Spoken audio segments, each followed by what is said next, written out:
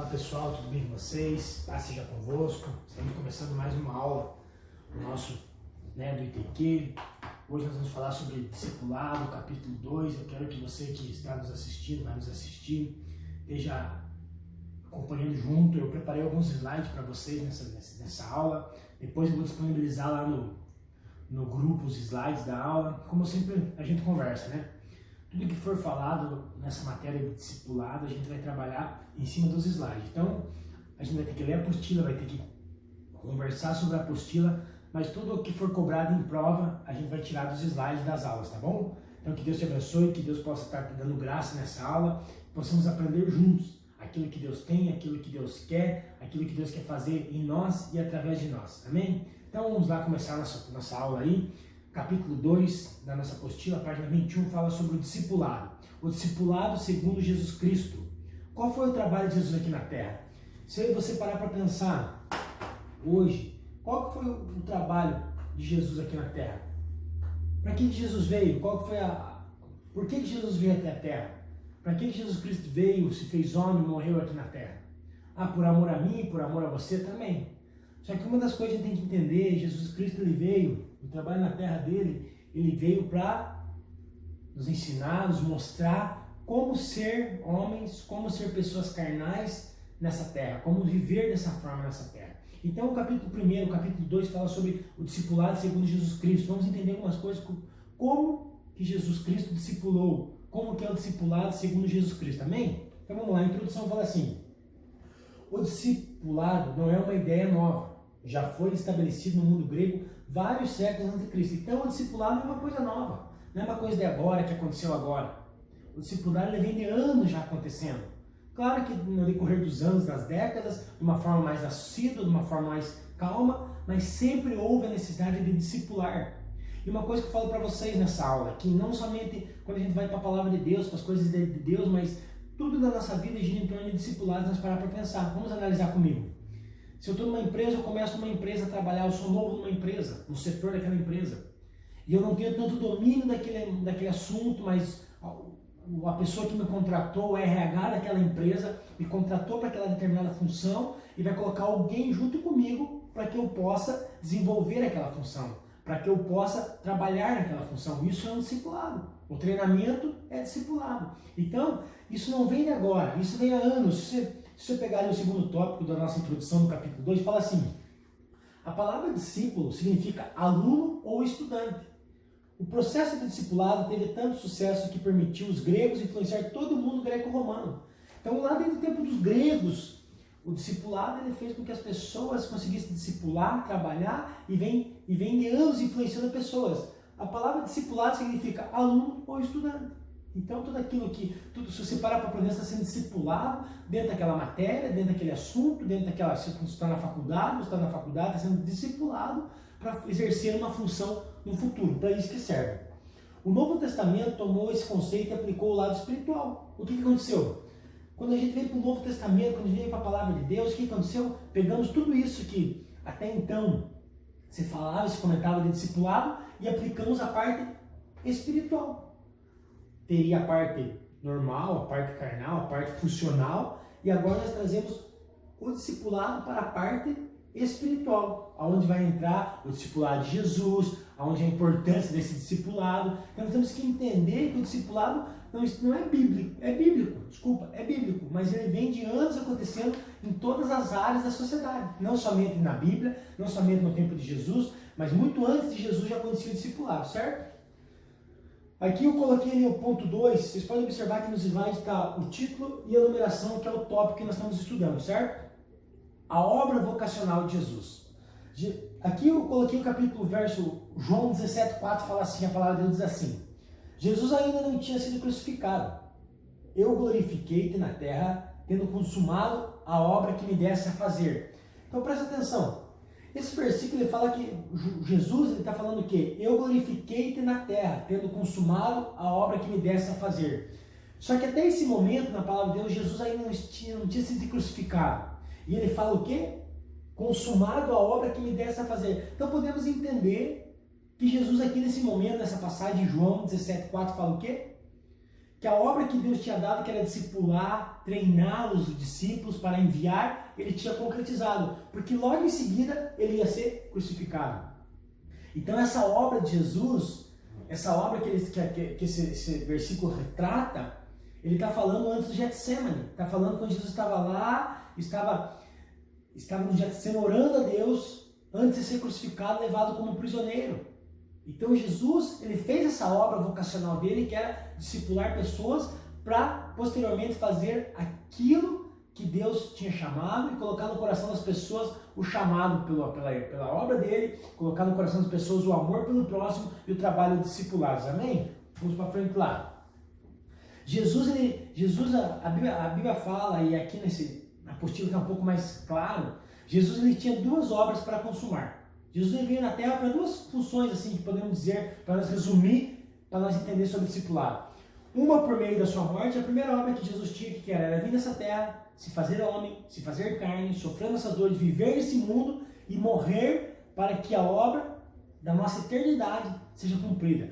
Para que tudo aquilo que Deus tinha para mim e para você pudesse ser cumprido através da vida de Jesus. Sem a morte, sem o sacrifício de Jesus, não aconteceria a nossa salvação, a nossa remissão dos pecados. Precisaria morrer um homem santo, um cordeiro imaculado, para que nós possamos ter a vida e vida eterna.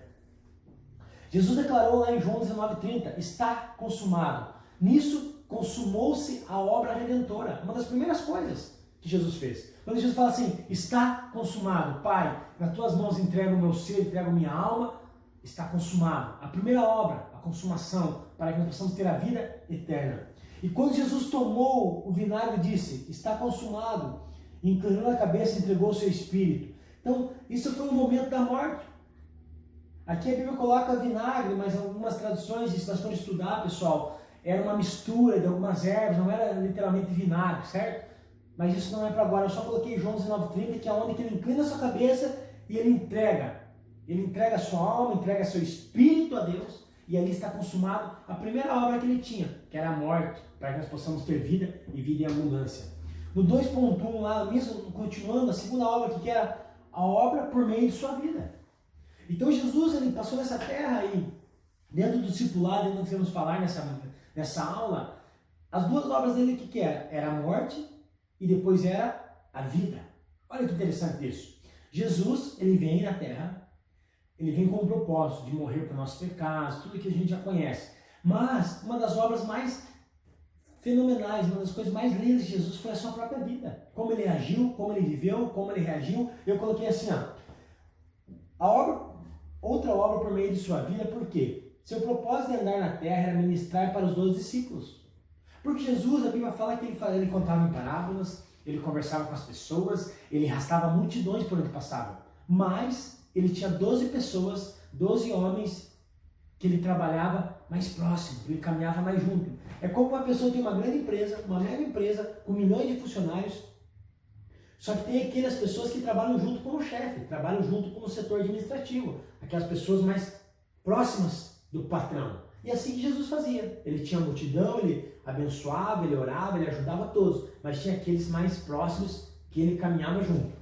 Paramos muitas vezes para refletir sobre a obra consumada em sua morte, que é o centro do Evangelho e o coração tanto na ceia quanto no batismo. Nós paramos muitas vezes na nossa vida cristã para nós pensarmos em duas coisas. O quê? Que é a morte de Jesus, que é o centro do Evangelho, foi tudo para isso que aconteceu, e paramos sempre para refletir onde? Na Santa Ceia e no batismo. São duas ordenanças. Fazer isso todas as vezes se reunirem. E o batismo são duas ordenanças de Deus que ele deixa para nós, de Jesus. Então nós muitas vezes paramos só para pensar nisso. Paramos para pensar na morte de cruz, na Santa Ceia, que é o momento de nós lembrar a morte dele, e no batismo para nos tornar uma nova criatura. Só nós temos que começar a pensar quando nós vamos para discipular outra questão. Nós lembramos de tudo isso, mas esquecemos de um dos principais trabalhos que foi o discipulado de Jesus. As igrejas falam muito sobre, você precisa, em nome de Jesus, você precisa aceitar Jesus, você precisa ser batizado, você precisa tomar Santa Ceia, você precisa entender a morte de cruz de Jesus, mas o discipulado. E a vida que Jesus teve ao longo desses 3 anos e pouco de ministério, onde ele discipulou, onde ele ensinou. E se nós olharmos um pouquinho mais para trás da Bíblia, a Bíblia fala que ele estava lá com os Mestres da lei com 12 anos de idade, ensinando, questionando e argumentando sobre as coisas do reino de Deus para os mestres da lei. Ele tinha apenas 12 anos. Ali ele já estava mostrando a sua vida para as pessoas. Então, aqui Jesus escolhe as instruções para os seus discípulos. Jesus escolhe e dá instrução para os seus discípulos. Olha o que fala aqui, ó. E subiu ao monte e chamou para si os que ele quis, e vieram a ele. E nomeou 12 para que estivessem com ele e os mandasse a pregar. Marcos 3, 13 e 14. Então Jesus, ele chama pessoas, ele escolheu pessoas e ele instruiu essas pessoas. Ele deu instruções, ele não só chamou os 12, mas em todos os momentos, se você olhar para a palavra de Deus, se você olhar para as coisas de Deus, quando é chamar esses homens, ele dá instrução. Sabe por quê? O tópico 3 aqui fala assim, o texto bíblico da formação é o de 12 a Marcos 3, 13 e 14 que eu coloquei ali, certo? Jesus tinha uma visão de longo alcance, ele não se preocupava com o imediato, mas olhava para frente. Quando nós falamos de discipulado, pessoal, nós não precisamos olhar no agora, nós não podemos olhar para o agora, nós temos que olhar para frente, porque hoje tem pessoas que vão chegar na nossa vida, você vai olhar para aquela pessoa, não, eu não vou dar uma oportunidade para ela, não, essa pessoa não tem condições. Mas se eu e você parar para pensar hoje, olhar para dentro de nós, imagina isso. Quem um dia, outrora, daria uma chance para nós, daria uma chance para mim, mas um dia alguém olhou para mim e falou, não, eu vou te ajudar, eu vou te ensinar, eu vou te dar instruções, eu vou te ajudar para você caminhar. E assim que Jesus olhou para esses 12 homens, imagina se fosse eu e você hoje para escolher 12 discípulos, mas escolheria Pedro, escolheria Tomé, Judas o traidor.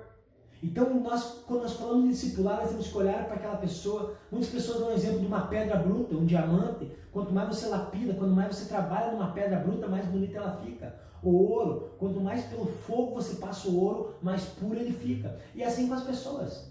Você pode olhar alguém, tá lá do lado, deixado de lado, que ninguém quer trabalhar com essa pessoa. Mas nós como discipuladores, nós como homens e mulheres de Deus, nós temos que olhar para essa pessoa e falar, não, aí tem um potencial dentro. Precisa ser descoberto um potencial. Nós precisamos mostrar para essa pessoa o potencial que ela tem, trabalhar na vida dela, dar instruções para ela, para que ela possa prosseguir. O discipulador não se preocupa com o imediato, ele precisa ver a longo prazo. Quem discipula, quem trabalha? Jesus, ele chamou os 12 no começo do ministério, demorou 3 anos e pouco para eles se formarem conforme Jesus queria, conforme Deus mandava. Então não é hoje, o discipulado não é para agora, o discipulado é para o futuro. O discipulado vai formar pessoas. Por isso quando ele fala discipulado é aluno ou é estudante, porque é uma formação. O discipulado é uma formação de caráter, de personalidade para uma vida reta com Deus, para propagar o evangelho dele. Jesus já estava com os discípulos através de como o próprio Jesus andava, se portava e agia, com as diferentes situações impostas. Então Jesus ele já discipulava as pessoas. Muitas vezes, querido, quando a gente fala de discipulado, o nosso jeito de andar, o nosso jeito de falar, o nosso jeito de caminhar, a forma que agimos nas situações que são impostas, o nosso discípulo, a pessoa que está nos olhando, está nos observando. Nós somos observados o tempo todo. E Jesus fazia assim, Jesus caminhava com os discípulos, ia pregando, ia fazendo milagres, chegava a situações difíceis e Jesus resolvia de uma forma tranquila, de uma forma plena, e os discípulos começavam só a olhar para aquilo. E assim tem que ser, as pessoas têm que olhar para você, para o teu dia a dia, começar a se inspirar em você no teu dia a dia, certo? Aqui fala assim, discipular exige instruções específicas. Discipular, você precisa discipular, exige algumas coisas específicas. Você não pode começar um discipulado, um trabalho discipulado de qualquer forma. Você tem que se mostrar para a pessoa que vai ser discipulada, como caminhar, aonde caminhar, para que ser discipulada. E uma coisa que eu falo para vocês, muitas vezes, o discípulo escolhe o discipulador. Você ora a Deus, você pede a direção de Deus, você chama alguém para caminhar com você, teu pastor pede alguém, teu pastor te indica alguém para caminhar com você. Mas vai chegar um momento que aquela pessoa não vai conseguir caminhar com você. Não porque você é ruim ou porque você não é bom, não. Porque a pessoa não consegue. Porque geralmente o discipulador, ele não escolhe as pessoas, é o discípulo que escolhe a quem. O discípulo escolhe a quem vai seguir, a quem vai deixar ser discipulado, amém? Então vamos lá. Discipular exige instruções específicas, vamos lá. Marcos 4 instrui sobre a importância da natureza da tarefa de semeadura da palavra. Então, qual que é a importância do discipulado? É você o quê? A importância de semear a palavra de Deus, de propagar o evangelho. Jesus veio com um propósito de plantar o reino de Deus, mostrar para as pessoas a autoridade de Deus, mostrar tudo o que aconteceria. E nós, hoje, nós somos o quê? Propagadores do evangelho. E Jesus formou homens para que propagassem o evangelho. Quando nós atentamos para o livro de Marcos, vemos que o ensino de Jesus ocupou um lugar importante em seu ministério. Ah, mas pastor, mas era só 12 discípulos, por que não tinha nenhuma mulher? Sabe por que não tinha uma mulher discípula? Porque na época não era fácil, já falamos em outras aulas, porque pela sociedade, pela época, não podia a mulher estar envolvida com os homens, caminhar junto com os homens. Mas nós pegamos várias mulheres que foram, a mulher samaritana, Maria Madalena, que tiveram um encontro com Jesus e começaram a propagar esse evangelho de Jesus. Certo? Só com um parênteses aqui. Então, se você pegar o livro de Marcos, vemos que Jesus ensinou e ocupou um lugar importante. Então, no livro de Marcos, nós vemos que Jesus ocupou um grande tempo ensinando as pessoas, instruindo as pessoas. Isso faz parte do discipulado. E muitas vezes nós passamos batido por isso. Porque Jesus pregou em parábolas. Porque Jesus fez milagres. Mas todos os milagres, todas as parábolas tinham um fundamento de ensino e de discipular os discípulos. Note, quer ver? Certa vez, a palavra de Deus diz que a mulher chegaram até Jesus, certo? Com uma mulher adúltera. E o que Jesus faz? Ele começa a escrever, riscar no chão, ele começa a fazer algo, começa a pensar, começa a reagir, e de repente o que ele fala? Quem não tem pecado que atire a primeira pedra. Outras situações chegam para Jesus e falam assim: Jesus, o teu irmão, o teu amigo, o grande amigo Lázaro está morto. Jesus, calma, eu vou fazer as minhas coisas, depois eu vou ver ele. Não, mas ele já morreu. Não, calma. E assim as pessoas, os discípulos iam vendo como que Jesus trabalhava nas diferentes situações. Certa vez chegou um homem para Jesus, um jovem: Jesus, eu quero te seguir. O que eu faço para te seguir? Jesus fala assim: vende tudo que você tem, dá aos pobres e me segue. Para aquele menino era muito fazer isso. Mas Jesus dava uma lição, que para seguir a ele, para seguir o reino de Deus, tem que se negar as coisas do mundo. Certo? Então, olha o que fala em Marcos. Marcos 1:21 fala o quê? Jesus estava na sinagoga ensinando. No capítulo 2 fala o quê? Dentro das casas. Ele ensinava as pessoas dentro de casa. No 4, ele embarca num barco e começa a ensinar as pessoas. No 10, anda pelo caminho. Quando ele está andando pelo caminho, que chega os discípulos, ele ensina andando pelo caminho. João, do capítulo 13 a 17, mostra as últimas instruções de Jesus aos discípulos. Então, todo momento, Jesus Cristo, nosso Senhor, estava ensinando, instruindo seus discípulos. E nós, às vezes, não nos atentamos para isso. Nós olhamos nas passagens, olhamos nas parábolas, temos coisas mais lindas. Mas tudo isso faz parte do discipulado de Jesus. O tópico 2. Razões por que o discipulado é indispensável. Se nós parar aqui, faz uma pergunta a você, coloca uma pergunta no coração. Por que é indispensável o discipulado hoje? Por que é indispensável o discipulado?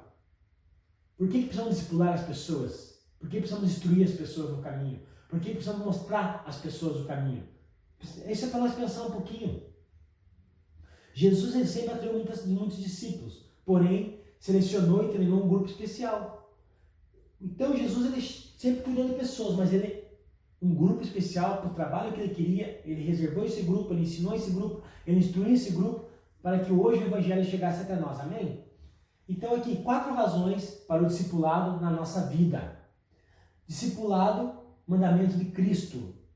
O amor de Deus só pode ser comunicado por meio de uma relação pessoal, pela quantidade de resultados e pela qualidade dos resultados. Então, 4 razões para o discipular a nossa vida. O primeiro que eu coloquei aqui, que fala na apostila, o discipulado, mandamento de Cristo. Então, se você olhar para as Escrituras, a todo momento Jesus está mostrando a importância de discipular, certo? E o amor de Deus só pode ser comunicado por meio de uma relação pessoal. Nós só podemos comunicar esse amor, essa graça de Deus, quando a gente estiver conversando com as pessoas juntos, unidos. Não só no domingo, mas tendo dias fora da igreja para conversar, para estar instruindo as pessoas naquilo que ela pode fazer.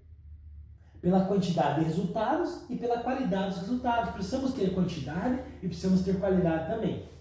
Amém? Amém, queridos? Então precisamos ter essa qualidade e essa quantidade de resultados para que possamos ter um discipulado eficaz. O amor de Deus e seus propósitos para conosco só podem ser comunicados por meio de uma relação comprometida e pessoal. Essa aqui eu coloquei aqui no slide da apostila porque eu quero que vocês leiam. Quero que vocês leiam ali o ponto 2 do tópico 2, que fala sobre o amor de Deus. Então, o amor de Deus e seus propósitos para conosco só podem ser comunicados por meio de uma relação comprometida e pessoal. Então, o amor de Deus ele só pode ser comunicado, pessoal, através do relacionamento. E quando nós falamos de amor, o amor só pode ser entendido muitas vezes se há um relacionamento. O amor de marido e mulher tem que ter o quê? Desculpa, tem que ter um convívio, tem que ter um laço. E esse amor de Deus, o propósito de Deus só pode ser comunicado e entendido muitas vezes se haver uma interligação tanto daquela pessoa que transmite o amor e daquela que recebe esse amor. Amém? O discipulado é o mandamento de Cristo. Mateus 28, 18 e 20 diz assim. Acompanhe comigo aqui. E chegando Jesus falou-lhes, dizendo: é-me dado todo o poder no céu e na terra, portanto ide, fazei discípulos de todas as nações, batizando-os em nome do Pai, do Filho e do Espírito Santo, ensinando-os a guardar todas as coisas que eu vos tenho mandado. E eis que estou convosco todos os dias, até a consumação dos séculos. Mateus 28, 18 e 20. Então, o discipulado é o mandamento de Jesus, está na palavra. Aqui esse versículo resume muito bem. Eu pregava no domingo na igreja e falava sobre isso aqui, ó.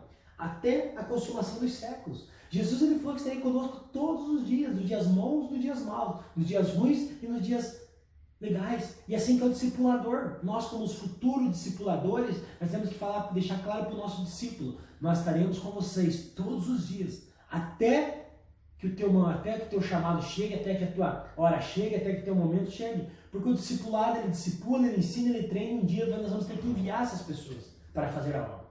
E até não chegar o dia do envio, nós temos que cuidar e estar junto com essas pessoas. Amém? Vamos lá. O que significa fazer discípulos?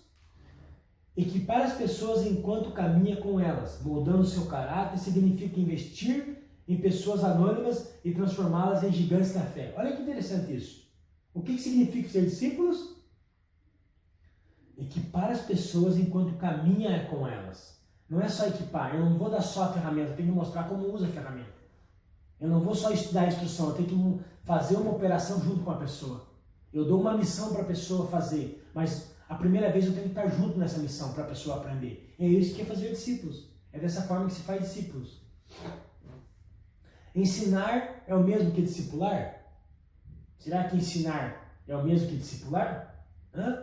Tem uma diferença aí, vamos entender essa diferença? Ensinar as coisas, precisamos de boas apostilas, sala de aula, bons métodos, mestres que dominem o assunto. Isso é ensinar. Para eu poder ensinar alguém, eu tenho que o quê?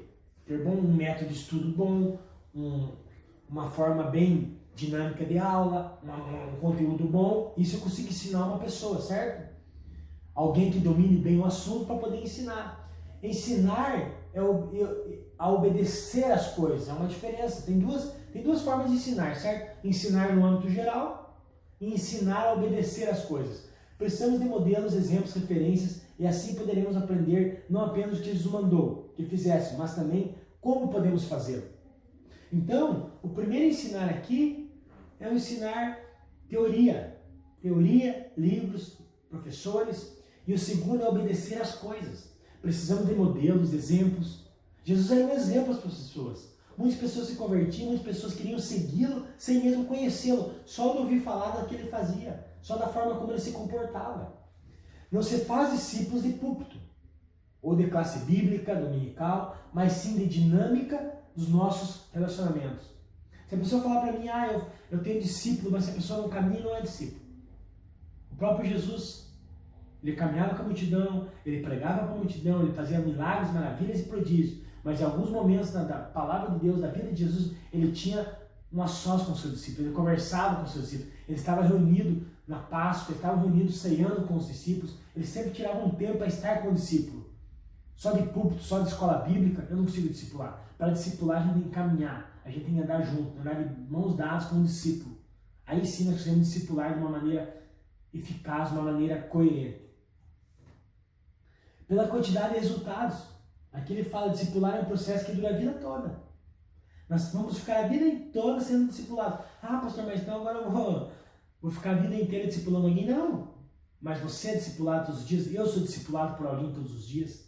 Só que discipulado, sempre nós estamos em constância de discipulado. Sempre estamos discipulando, sendo discipulado ou discipulando alguém. As pessoas para discipular precisam ter duas qualidades, certo? As pessoas para discipular, o discipulador, ele precisa ter fidelidade e habilidade de ensinar. Fidelidade a Deus, com certeza, mas fidelidade ao discípulo. Porque existem coisas no caminhada, queridos, que a gente caminha com Deus e a gente vai falando e pessoas chegam para nós e contam segredos da vida, segredos assim que muitas vezes nem o próprio cônjuge não conhece, e você tem que ter essa fidelidade para teu discípulo. Beleza, não é para ninguém saber, ninguém vai saber, morreu aqui a história. A fidelidade conta muito. Você ser transparente com o teu discípulo, isso conta muito também. Pela qualidade dos resultados, eu coloquei aqui, né? A qualidade dos resultados que o discípulo, eu coloquei a apostila e também quero que vocês leiam. Eu quero que vocês leiam o ponto 5 aqui também, que ele vai falar que ele usa Efésios 11, que designou uns para pastores, outros para apóstolos, profetas. Então, precisamos ter qualidade nisso. Nós precisamos fazer algo com qualidade, algo coerente, ter um método de estudo, uma forma de estudar, para que nós possamos ter um discipulado eficaz. O tópico 3 fala assim, o que significa quando Jesus diz, siga-me? Aqui também eu vou passar rapidamente, quero que vocês leiam também. Vou anotar aqui para vocês lerem em casa. Então, o que significa quando Jesus diz, siga-me? O que nós entendemos quando Jesus faz essa frase?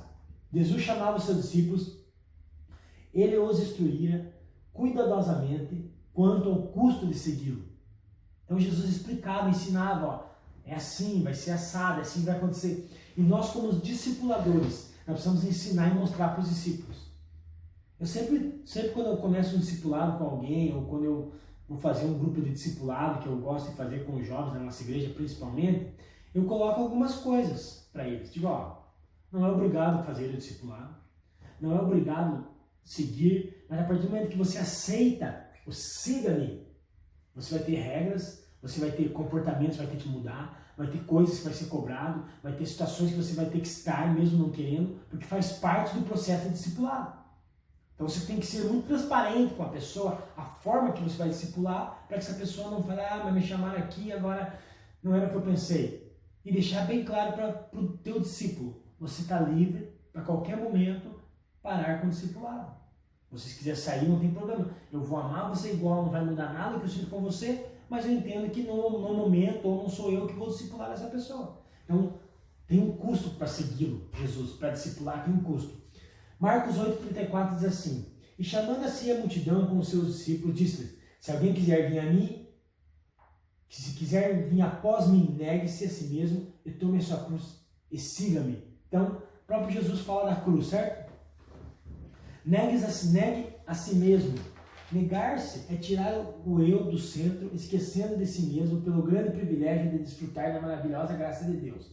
É por isso que o aperfeiçoamento cristão está relacionado à obediência e à submissão a Jesus Cristo como Senhor.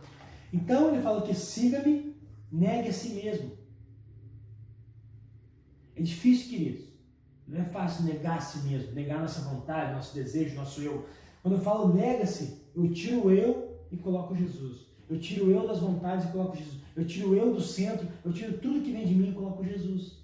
Aí eu vou poder viver os privilégios dessa graça, só que eu vou ter que estar em relacionamento com Deus, a obediência e a submissão de Jesus Cristo.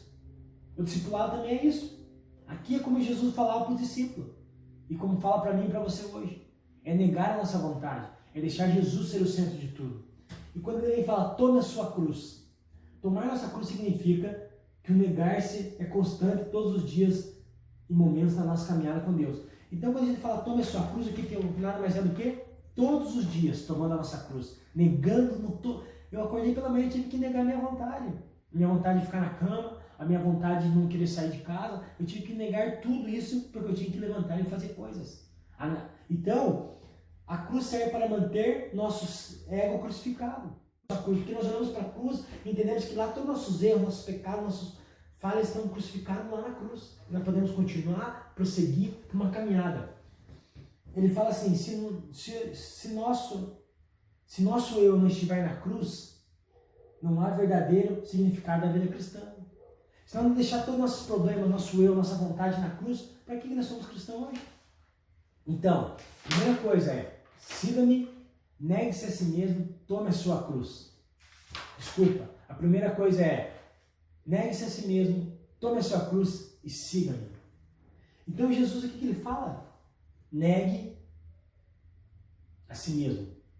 Pegue a sua cruz, pague um preço. Vai ter um preço para ser discípulo, vai ter um preço para ser discipulado, vai ter um preço para ser discipulador. Tanto o discipulador como o discipulado tem que negar a si mesmo. Tanto o discipulador como o discipulado tem que tomar a sua cruz. Aí sim, segue. Primeira intimação é imitação e segunda obediência. Imitação de Cristo, imitar a Cristo, ser igual a Cristo.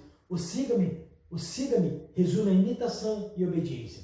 Imitação de Cristo, como Cristo agia, como Cristo fazia, como Cristo seria se fosse no meu lugar, como Cristo agiria no meu lugar. E depois a obediência a tudo aquilo que Ele nos ensina, nos instrui através da palavra de Deus. O tópico 4 para nós fechar, a necessidade de um referencial. Jesus é nosso referencial moral, ético. Que tipo de pessoa Jesus discipulou? Jesus ele é o nosso referencial. Eu coloquei ali, também eu quero que vocês leiam na apostila, o tópico 4. A necessidade de um referencial. Jesus ele é a nossa referência, ele é a nossa moral, ele é ética. Então, tudo que nós vamos fazer, tudo que nós vivemos, tudo que nós pensamos, vamos olhar para Jesus, como ele agiria, como ele faria. Então, o discipulado, a pessoa que vai ser discipulada precisa de um referencial. E a gente ora a Deus que muitas vezes tem que ser nós esse referencial, nós o discipulador. A pessoa está olhando as coisas fora, pessoas de fora não. Nós temos que ser essa referência para essas pessoas. E que tipo de pessoas Jesus discipulou? Chamou o homem simples do povo, Marcos 1,14. Chamou os marginalizados pela sociedade, Mateus 9,9. Chamou os oprimidos pelas imposições religiosas. Chamou líderes ricos da comunidade. Chamou a todos que desejassem seguir. Jesus ele chamou todos, independente da crença, da cor, da raça, ele chamou todos. Todos, sem exceções. Queridos, eu espero que, sei que essa aula é meio curta, de uma forma diferente, eu espero que vocês possam ter entendido algumas coisas hoje sobre essa aula, sobre essa questão do negue, do siga-me, do discipulado verdadeiro de Jesus, de como Jesus discipulou. Qualquer dúvida que você tiver, manda mensagem, estamos na igreja durante a semana para tirar as dúvidas, para sanar as dúvidas de vocês. E nós fechamos aqui, ó, Jesus Cristo é o maior de todos, vale a pena segui-lo? Então eu quero que você pegue essa frase, Jesus Cristo é o maior de todos, vale a pena segui-lo? E você faça uma breve redação, de no mínimo 15 linhas, falando sobre isso. Jesus Cristo é o maior de todos, vale a pena segui-lo? Mas eu quero que você faça uma redação, escreva isso, mas voltado para o discipulado, colocando o discipulado dentro dessa pergunta, certo? Jesus Cristo é o maior de todos, vale a pena segui-lo? Amém? Que Deus te abençoe, que Deus guarde a tua vida, que possamos em breve estar juntos novamente, que possamos em breve nos ver para ter nossas aulas. Eu acredito que logo voltamos com as aulas. Qualquer dúvida, estou à disposição. Que Deus te abençoe, que Deus te guarde o teu coração, que Deus te fortaleça. Em nome de Jesus, um grande abraço, até a próxima.